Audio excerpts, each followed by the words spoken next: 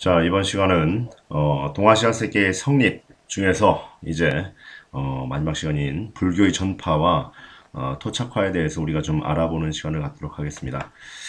여기에서 말하는 이 불교라는 용어, 여기서 말하는 이 불교라는 용어는 인도의 불교가 아니라 어떤 불교? 네, 그렇죠. 여기는 이제 중국화된 불교.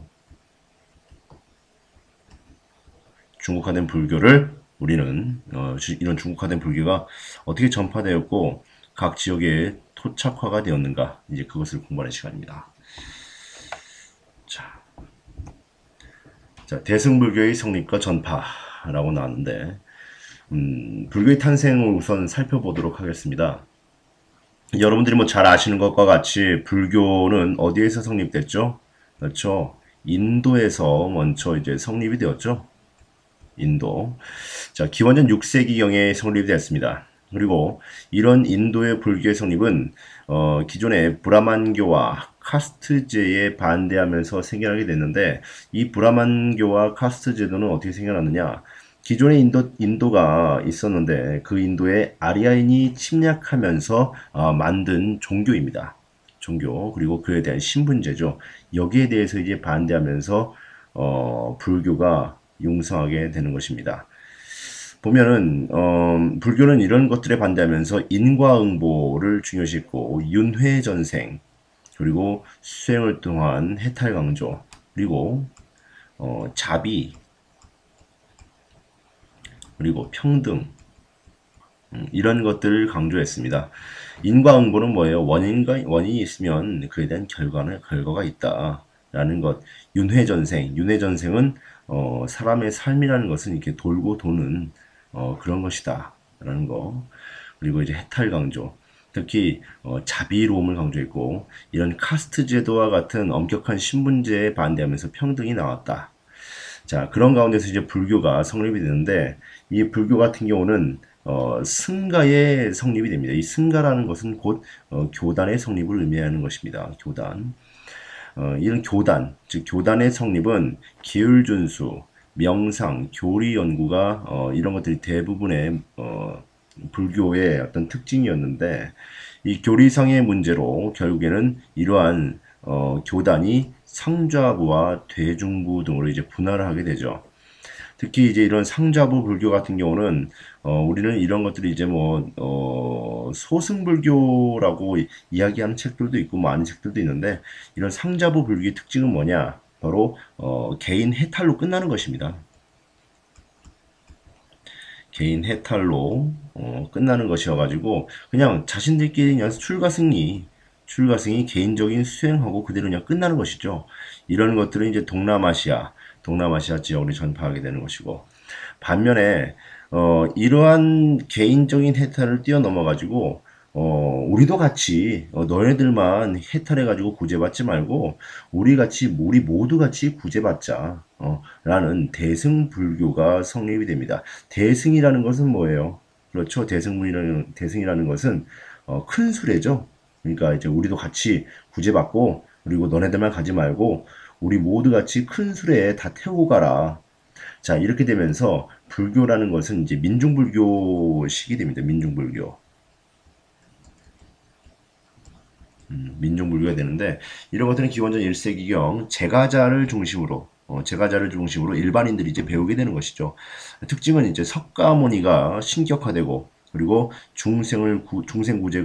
구제를 강조하고 뭐 이타행 중시라든가 어떤 보살 개념 이런 것들이 있습니다. 여기서 이제 보살이라는 것은 어떤 것이냐면 이제 부처가 깨달은 사람을 우리는 부처라 그러죠. 하지만 이 보살이라는 것은 깨달았는데 아직은 해탈을 하지 않은 사람들, 이런 사람들이 이제 보살이라고 합니다.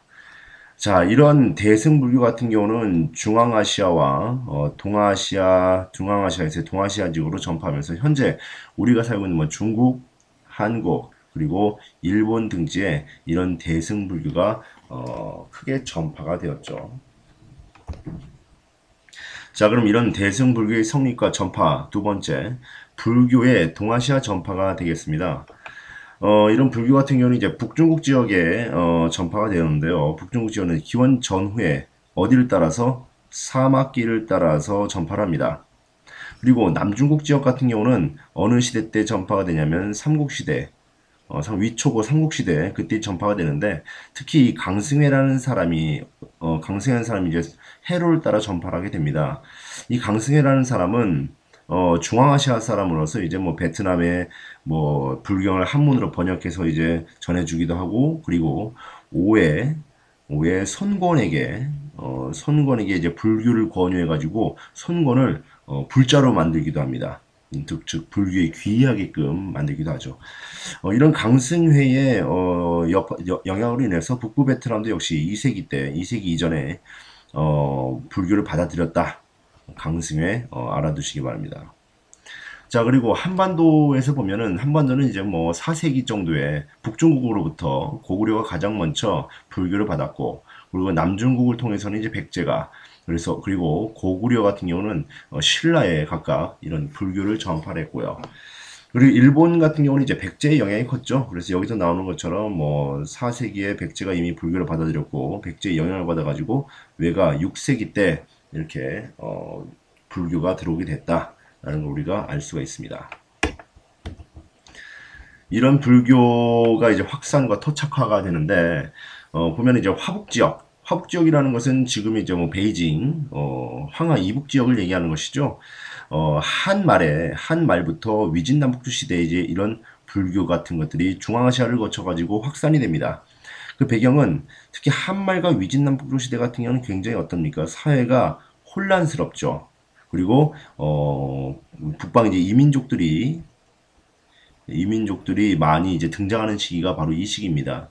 특히 이게 이렇게 북방 유목민족들이 들어올 때 유교가 보수화가 된다는데, 이거 뭔 말이냐면 여러분들도 그 전에 아시다시피 화이관 있죠, 화이관. 화이관 같은 것들이 더욱 강화돼 가지고 이민족과의 어떤 구별 이런 것들이 더욱더 확산되던 시기가 바로 이 시기였는데, 이때 불교가 확산이 됩니다. 확산되는 이유는 뭐 불교에서 아까 말했다시피 자비와 평등을 강조하게 되죠. 뭐 그런 것들이 영향이 될 수가 있겠고, 두 번째로는 유목 국가가 이들을 적극적으로 후원을 하게 됩니다. 그 이유는 유교적 보수화가 진행되면서 화이관, 즉 오랑캐와 한족을 분명하게 나누는 화이관이 이제 등장했다고 그랬는데, 이런 유교의 입장을 유목 국가들이 좋아할 리가 없겠죠. 그래서 이런 유목 국가들은 불교를 적극적으로 받아들이기 시작합니다. 특히 유목 국가의 왕들은 왕족불 사상이라는 걸 통해 가지고 자신들의 어떤 지배 체제를 정당화시키는 그런 도구로서 불교를 받아들이기도 하고, 그리고 이런 불교를 받아들임과 동시에 거대한 사찰 그리고 불상 같은 걸 건립하게 되는데, 뭐 윈깡석굴이나 롱먼석굴 뭐 이런 것들이 대표적인 것이 되겠죠. 지금 여기 연재 보이는 이것이 바로 이제 뭐 윈깡석굴의 대표적인 것인데, 굉장히 거대하게 만들어 놨습니다. 자, 그리고 강남 지역 같은 경우는 뭐 삼국시대 때 아까 말했듯이 강승회라는 사람이 사찰을 건립하고 불교를 번역해서 역시 강남 지역에 불교를 전파했다라고 나오고 있죠. 자, 그리고 이 밖에도 이제 이 강남 지역 같은 경우는 남북조 시대 때 양나라 무제로부터 양나라 무제가 적극적으로 불교를 장려합니다. 장려하면서 남조에서도 역시 불교가 화려하게 그 문화를 꽃피우게 됐죠. 자, 그리고 불교의 확산과 토착화, 이런 불교는 뭐 중국뿐만 아니라 우리나라, 일본, 베트남 뭐 이런 곳들에도 이제 각각 토착화가 진행이 되는데, 한반도 같은 경우는 불교로 사상이 통일되고, 그리고 중앙 집권 체제가 정비가 됩니다. 그리고 이제 통일신라 시대는 이런 원효들의 활약으로 민중이 확산된다 그러는데, 뭐 삼국시대 같은 경우는 뭐 고구려 때는 소수리왕, 백제는 침류왕, 그리고 신라는 법흥왕, 뭐 이런 식으로 해가지고 불교가 각각 받아들여지게 되죠. 그리고 그 나름대로 토착화가 진행되고, 일본 같은 경우는 왕실이 적극적으로 불교를 보호합니다. 즉, 이 일본 같은 경우는 이제 불교를 어떻게 봤냐면은 조정을 보호하는 수단, 조정을 보호하는 수단으로 봤고, 이것들이 이제 지배자의 권력 강화,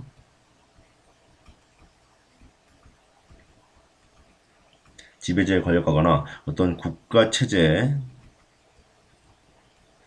정비에 이런 것들이 이용이 됩니다. 국가 체제 정비.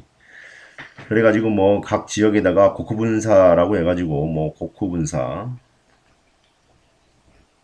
분사라 해가지고 왕의 절이라는 국후분사를 짓기도 하고, 지금 여기 보이시는 이제 도다이사라는 것도 짓게 되죠. 이 도다이사의 금당의 특징은, 도다이사의 이제 금당이라는 것이 있는데, 이 금당의 특징은 세계 최고의 목조 건물이라고 하는, 세계 최고 최대의 목조 건물이 바로 도다이사의 금당이 되겠죠. 자, 그리고 베트남 같은 경우는 각 왕조에서 적극적으로 이제 불교를 보호하기도 하고, 승려가 정치적인 영향력을 발휘했다는 것이 특징이라고 할 수 있겠습니다. 그리고 티베트 불교는 밀교, 그리고 티베트 고유 신앙과 몽골 이런 것들을 통해서 이제 합쳐져 가지고 전파가 됐다는 거, 그런 것들을 알아두시면 되겠습니다.